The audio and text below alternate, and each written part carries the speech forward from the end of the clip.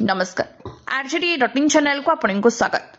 7 metre ओसारिया हेबो ring road निर्माण पाई 6 कोटी जमी अधिग्रहण पाई प्राय 6 कोटी संभावना संपूर्ण निर्माण हेबो रायगड़ा सहर रिंग रोड सेतिपाई पूर्त विभाग डीपीआर प्रस्तुति सरिथिबा बेले याको अनुमोदन पाई मिलिथिला जणा पड़िछि। मझिकरणी मंदिर निकटरू आस्थिबा ए रिंग रोड महर्षि विद्या मंदिर पर्यंत लंबिछि। वर्तमान बड़का रास्ता निर्माण हेबो। महर्षि विद्या मंदिर ठारू एहा एफसीआई छक पर्यंत निर्माण हेबो बोली पूर्त विभाग अधीक्षण जंत्री अंबिके मिश्र सूचना दैछन्ति।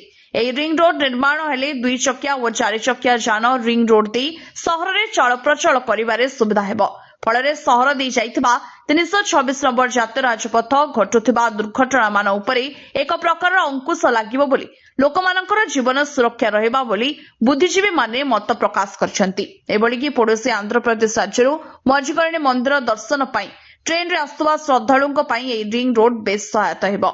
महर्षि विद्या मंदिर दे कस्तूरी नगर स्थित दधि भवन मंदिर पार्श्व दे ए रास्ता जातीय राजपथर साइंट नेशनल छकरे मिसिबो। एथरो बारिझोला दे लोके सीधासलख कोरापुट रोड रे थिबा सिरिकणा ठारे बाहरी पारिबे बोली अधीक्षण जंत्री मिश्र कहछन्ति। तेबे राजस्व विभाग मिलुथबा तथ्य प्रकार किछि लोकंकर जमी अधिग्रहण कराजिबो। या परे रास्ता निर्माण हेबो बोली जणा पड़िछि। राजस्व विभाग पक्षरु महर्षि विद्या मंदिर निकटरू साइंट नेशनल छक पर्यंत मापचुप सरिछि।